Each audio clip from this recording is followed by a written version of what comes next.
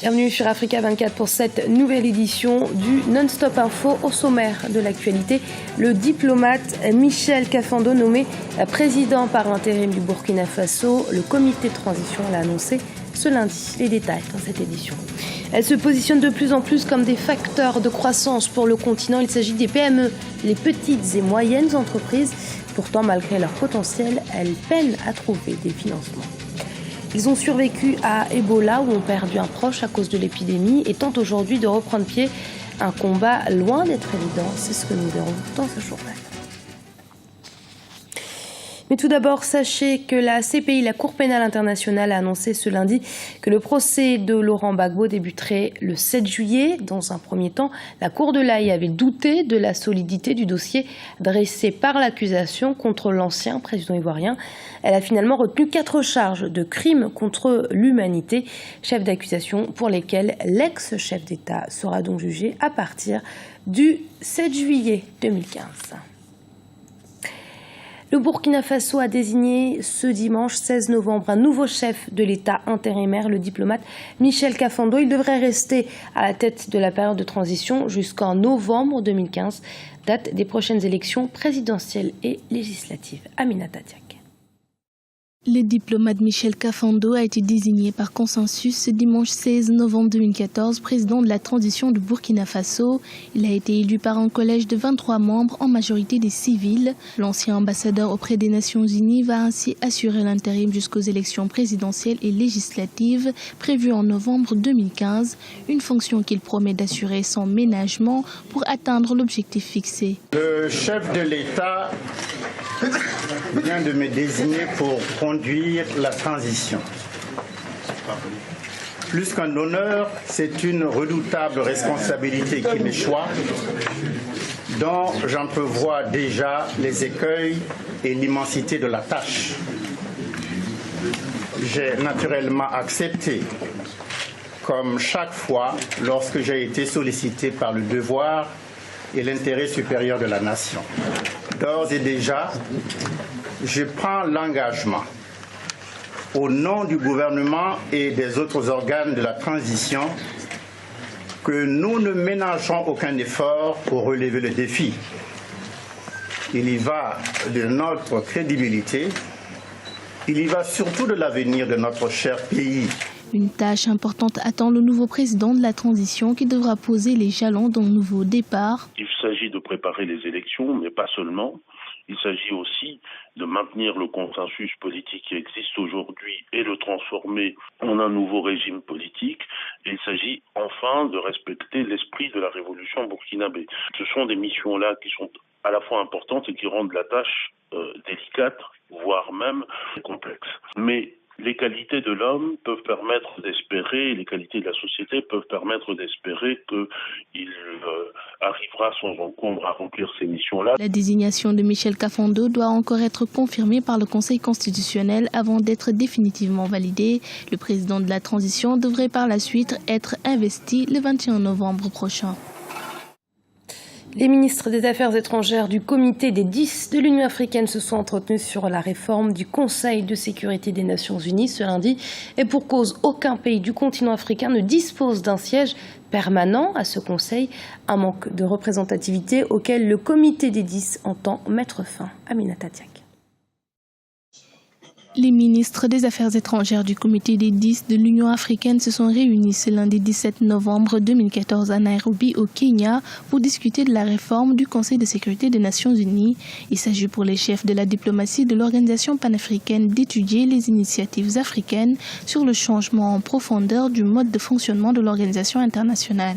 L'Afrique se pose aujourd'hui comme un allié incontournable sur lequel les Nations Unies devraient compter. Un siège permanent permettrait d'assurer une meilleure représentation au sein de l'institution. La réunion du comité des 10 donc de l'Union africaine qui planche sur l'évolution nécessaire des systèmes des Nations Unies est plus que d'actualité. Il est aujourd'hui plus que temps que l'évolution des Nations Unies corresponde à son époque. Elle est le résultat de 1945 et des équilibres donc géographiques, géostratégiques, géopolitiques, mais aussi d'équilibres économiques et militaires de cette époque-là. Il ne correspond bien entendu plus du tout aux réalités d'aujourd'hui. Le monde aujourd'hui est multipolaire, multidimensionné, mais différemment fait. L'Inde, le Brésil, l'Afrique du Sud et bien entendu, donc l'Afrique de façon générale a bien entendu sa place.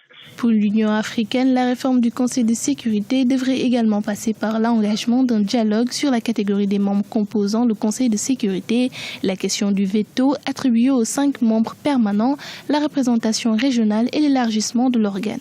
Si les Nations Unies ne se restructurent pas, ils seront dépassés et le système des Nations Unies qui nous correspond déjà de moins en moins aux équilibres aujourd'hui sera complètement dépassé. Et donc, il est normal que le continent africain ait sa place et sa place pleine et entière. En tout état de cause, aucune évolution possible de demain ne pourra se faire en prenant en compte la force donc qu'est le continent africain aujourd'hui, avec bien entendu 1 ou 2 sièges de membres permanents du Conseil de sécurité. L'Afrique constitue le principal théâtre des opérations de maintien de la paix des Nations Unies. Pour certains diplomates africains, cette raison pourrait suffire pour justifier une présence africaine au sein du Conseil de sécurité. Une place de membre permanent permettrait au continent d'avoir un regard africain sur les problèmes africains et d'y apporter des solutions africaines. Il est aujourd'hui unanimement admis que les PME sont les moteurs de la croissance sur le continent. Les petites et moyennes entreprises représentent à elles seules plus de 90% du tissu économique. Pourtant, les banques sont peu enclines à leur accorder des crédits, un frein majeur à leur développement. Aujourd'hui, des solutions innovantes sont donc proposées à ces PME africaines pour leur faciliter l'accès au crédit. Djibril Fofana, notre correspondant au Sénégal, nous dit lesquelles. Voyez donc son reportage. La majorité des petites et moyennes entreprises sur le continent ne parviennent pas à mobiliser les investissements pour leur croissance. La faute à une asymétrie d'information entre les entrepreneurs et les investisseurs. Pour y remédier, de nombreuses solutions existent aujourd'hui pour les PME africaines. Parmi celles-ci, la notation financière qui permet aux pourvoyeurs de capitaux d'avoir des informations fiables sur les entreprises à la recherche de financement. Désormais, vous avez ces instruments-là qui existent. C'est notamment la notation financière qui va permettre aujourd'hui aux investisseurs d'avoir une vraie visibilité sur la qualité de crédit de ces PME et permettre à ces PME justement de se mettre en valeur en établissant leur qualité de crédit, ce qui permettra d'avoir un vrai dialogue de discussion. Parce qu'en réalité, c'est en fonction de cette qualité de crédit que les conditions d'investissement, les conditions de prêt vont se mettre en place. Donc il y aura une vraie discussion après que ces structures-là aient établi leur qualité de crédit. Aujourd'hui, pour accompagner les petites et moyennes entreprises dans leur recherche de capitaux, les structures de microcrédit se sont développées. Elles se présentent comme des alternatives aux structures bancaires classiques. Leurs offres sont modulables et elles se singularisent par leur proximité avec les PME. Comment résoudre le problème? Il faut comprendre la PME. Je pense que pour financer une PME, il faut forcément comprendre l'activité que fait la PME, savoir qui est gestionnaire de cette PME-là et seulement après pouvoir financer les PME. Nous étudions vraiment les besoins de cette PME et en fonction de ces besoins, nous allons lui faire une offre spécifique et ensuite un accompagnement de manière à s'assurer que l'investissement qui est fait demain sera rentable. Pour les promoteurs des PME, la profusion des structures de crédit ne suffira pas à régler la problématique de l'accès au financement. Banques commerciales, banques de développement et structures de microfinance doivent aller plus loin et baisser les taux d'intérêt qui restent prohibitifs pour la majorité des petites et moyennes entreprises. Ils sont survivants d'Ebola ou ont perdu un époux, une épouse, un père ou une mère à cause de ce virus et tentent aujourd'hui de reprendre une vie normale, un pari très difficile. C'est pour cela que la solidarité internationale leur vient en aide. Ibra Khadindiaï. La solidarité s'organise en Sierra Leone pour venir en aide à la population face au virus Ebola. Ils sont survivants de la maladie ou ont perdu des proches. Aujourd'hui, ils tentent de prendre un nouveau départ. Certains d'entre eux sont passés très près de la mort. Ils étaient effectivement en mauvais état. Alors, nous avons fait tout ce que nous pouvions. Nous les avons réhydratés, nous leur avons donné un soutien social et aujourd'hui, ils sont guéris du virus Ebola. L'aide du programme alimentaire mondial commence au centre de traitement lorsque les patients sont admis à l'hôpital. Quand ils se rétablissent et quittent l'hôpital, ils reçoivent de nouveau la nourriture que vous voyez ici. Plus d'1 300 000 personnes ont déjà reçu une aide du programme alimentaire mondial et la plupart d'entre eux ont perdu des proches. C'est mon fils. Il est mort le 31 octobre. Et voici ma femme, Kariatou Kabou, ma femme qui est morte le 8 octobre, victime d'Ebola. Selon les derniers chiffres de l'Organisation mondiale de la santé, l'épidémie d'Ebola a fait plus de 5 147 décès et 14 068 cas sont recensés. Ce journal a été préparé par l'ensemble de la rédaction. Merci de l'avoir suivi. Restez sur Africa 24. Dans un instant, une nouvelle édition du Non-Stop Info.